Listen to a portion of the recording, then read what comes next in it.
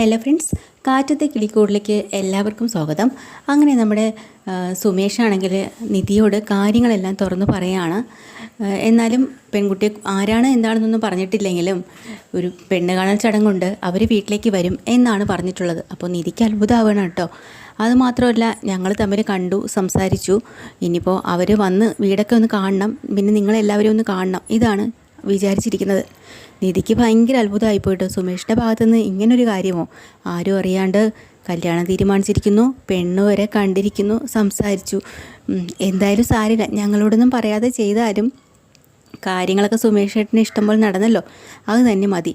സാരില്ല സുമേഷ് ഏട്ടാ, ഞാൻ പെട്ടെന്ന് തന്നെ വന്നോളാം. പിന്നെ ബാക്കി എല്ലാവരോടും നേരത്തെ വരാനായിട്ടും കാര്യങ്ങളെല്ലാം പറയാനായിട്ടും ഞാൻ തന്നെ ഏറ്റോളാം എന്ന് പറയാൻ കേട്ടോ. അങ്ങനെ സുധീഷാണ് ആദ്യം വരുന്നത്. നിധി വരുമ്പോൾ തന്നെ ചോദിക്കുന്നുണ്ട്, നിങ്ങൾ നേരത്തെ എത്തിയല്ലോ.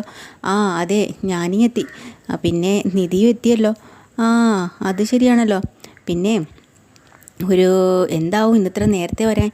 ആ അത് എന്തിനാണ് ഇങ്ങനെ നിങ്ങൾ എന്നെ വിളിച്ചെന്തിനാ എന്ന് സുധീഷും ഒക്കെ ചോദിക്കണം കേട്ടോ. അന്നേരം അടുക്കളയിലേക്ക് കയറി വരുമ്പോൾ നിധി നോക്കുമ്പോൾ മൊത്തം വലിച്ചു വാരി ഇട്ടേക്കാണ്. സുമേഷിനോട് പറഞ്ഞോണ്ട്, ഇത് എന്താ അടുക്കളയാണോ? ഒന്ന് ക്ലീൻ ചെയ്യാനൊന്നും വയ്യേ? അങ്ങോട്ട് പാത്രമൊക്കെ തേച്ച് കഴിക്കേ. ഞാനോ? എനിക്കെങ്ങും വയ്യ. എന്തേ, നിങ്ങൾക്ക് ചെയ്താൽ പറ്റത്തില്ലേ? അങ്ങോട്ട് ചെയ്തേ എന്നിങ്ങനെ പറയുന്നുണ്ട് കേട്ടോ. അപ്പോൾ അത് കഴിഞ്ഞിട്ട് അവിടെയെല്ലാം വൃത്തിയേടൊക്കെ ആയിട്ട് കിടക്കുകയാണ്. ഓ സുധീഷിനാണെങ്കിൽ പാത്രം കഴുകാനൊന്നും വലിയ വശമില്ലാത്തതുകൊണ്ട് എന്തൊക്കെയോ കാട്ടിക്കൂട്ടി ചെയ്യുന്നു. എന്നിട്ട് പറഞ്ഞ് ചുമ്മാ ഇട്ടിങ്ങനെ സൗണ്ട് ഉണ്ടാക്കുന്നത് സമാധാനത്തോടെ ചെയ്യും സുധീഷേ. ഓ പിന്നെ സുധീഷ് പതിയെ ചെയ്യാട്ടോ. അപ്പോൾ നിധി ചോദിക്കുന്നു, ഇതെന്താ നിങ്ങൾ എന്നെ കളിയാക്കാണോ? ശബ്ദം കേൾക്കാണ്ട് ചെയ്യാനല്ലേ പറഞ്ഞേ, അതുകൊണ്ടാണ് ഞാൻ അങ്ങനെ ചെയ്തതെന്നും പറഞ്ഞുകൊണ്ട് നിധി കേട്ടോ. ആ സമയത്ത് ഹരീഷും നികേഷും കൂടെ വരുക. രണ്ടുപേരും ഒരുമിച്ച് എത്തുമ്പോൾ നിധി ചോദിക്കുന്നുണ്ട്, ഒരുമിച്ചാണല്ലോ? അല്ല, ഏടത്തി വിളിച്ച് പറഞ്ഞില്ലേ നേരത്തെ വരാനായിട്ട്? അപ്പോൾ ഞാൻ ബസ് സ്റ്റോപ്പ് ഇറങ്ങി നടന്ന് വരുമ്പോഴത്തേക്കും ഹരീഷ് ഏട്ടനെ കണ്ടിരുന്നു, അങ്ങനെയാണ് ഞങ്ങൾ ഒരുമിച്ച് വന്നത്. എന്താണ് കാര്യം? എന്തെങ്കിലും പ്രത്യേകതയുണ്ടോ? ഇതിനിടയ്ക്ക് സുധീഷ് ചോദിക്കുന്നുണ്ട്, നിധിയുടെ വീട്ടിൽ നിന്ന് ആരെങ്കിലും വരുന്നുണ്ടോ എന്ന്, അച്ഛനോ അമ്മയോ? അപ്പോൾ നിധിക്ക് ദേഷ്യം വരും കേട്ടോ. ഓ ഞാനത് ഓർത്തില്ലല്ലോ, നിധിയുടെ വീട്ടിൽ നിന്ന് ആരും വരില്ല എന്നുള്ള കാര്യം ഞാൻ പെട്ടെന്ന് മറന്നുപോയി കേട്ടോ എന്നൊക്കെ പറയാം.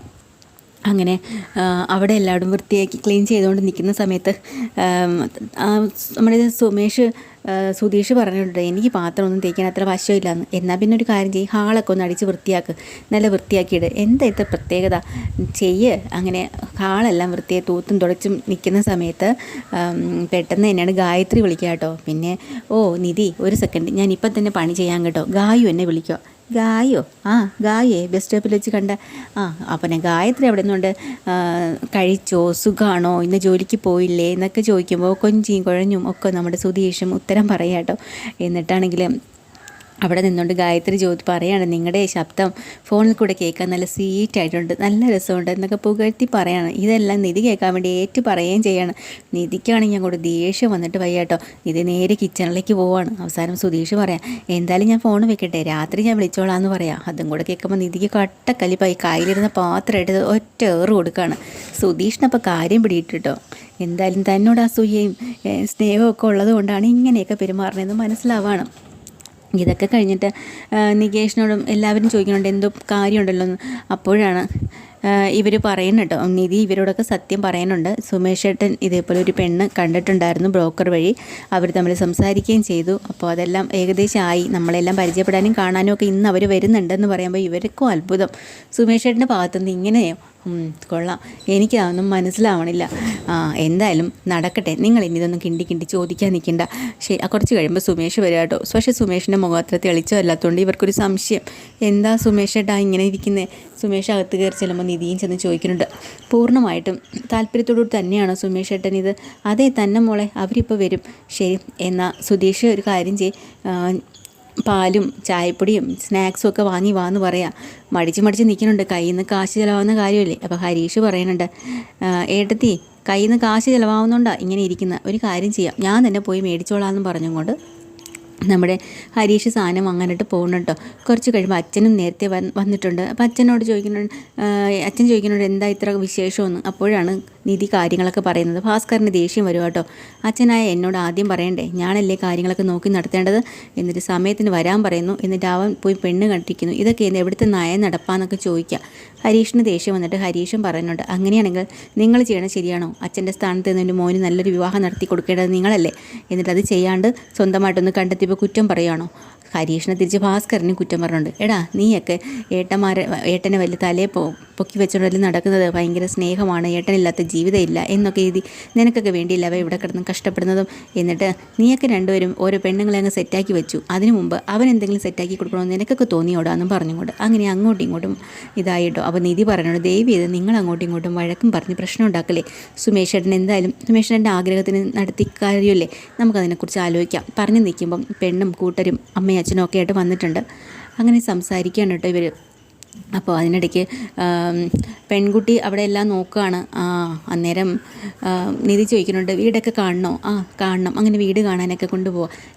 എന്തായാലും നികേഷിനും ഹരീഷിനൊക്കെ ഭയങ്കര സംശയം, ഇവരൊക്കെ അച്ഛനും അമ്മയും ഒക്കെ ആണെങ്കിലും ഈ വന്നിരിക്കുന്നത് ഒരു പക്ഷേ പെൺകുട്ടിയുടെ ചേച്ചിയോ മറ്റോ ആയിരിക്കാം എന്ന് കേട്ടോ.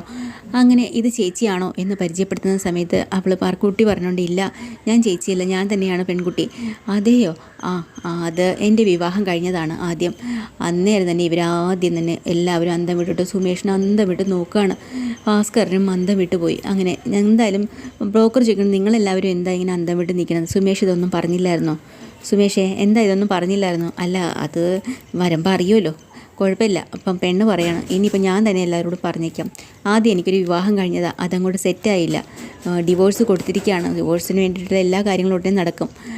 അപ്പോൾ അതിനു മുമ്പ് എനിക്ക് കല്യാണം നടക്കണം, അതിന് വേണ്ടിയിട്ടാണ് ഇപ്പോൾ ഈ ആലോചനയായിട്ട് മുന്നോട്ട് പോയത്. അച്ഛനും അമ്മയും പറയുന്നുണ്ട് ആദ്യത്തെ വിവാഹത്തിൽ നമ്മളെല്ലാം കണ്ടും നോക്കിയും ജാതകവും ഒക്കെ ആക്കിയിട്ടാണ് കല്യാണം കഴിപ്പിച്ച് വിട്ടത്. പക്ഷേ അത് നല്ല രീതിയിൽ പോയില്ല, അതാണ് കാര്യം. പക്ഷേ ഡിവോഴ്സ് ഇതുവരെയും കിട്ടാത്തത് കൊണ്ട് തന്നെ നികേഷ് അന്തം വിട്ടു പോകട്ടോ. ഹരീഷും അതുപോലെ തന്നെയാണ്. പക്ഷേ സുമേഷാണെങ്കിൽ ഒന്നും മിണ്ടണില്ല. സുമേഷ് എല്ലാം അറിഞ്ഞിട്ടാണല്ലോ ഈ കല്യാണം കഴിഞ്ഞത്, രണ്ടാം വിവാഹമാണെന്ന് കേൾക്കണമെന്ന് ഭാസ്കരൻ അങ്ങോട്ട് എതിർക്കാൻ തുടങ്ങിയിട്ടോ. ഇതൊക്കെയാണ് എപ്പിസോഡ്. ഡീറ്റെയിൽഡ് എപ്പിസോഡുമായിട്ട് വീണ്ടും വരാം. ചാനൽ ഇഷ്ടമായ ലൈക്ക് ചെയ്യുക, സബ്സ്ക്രൈബ് ചെയ്യുക. താങ്ക്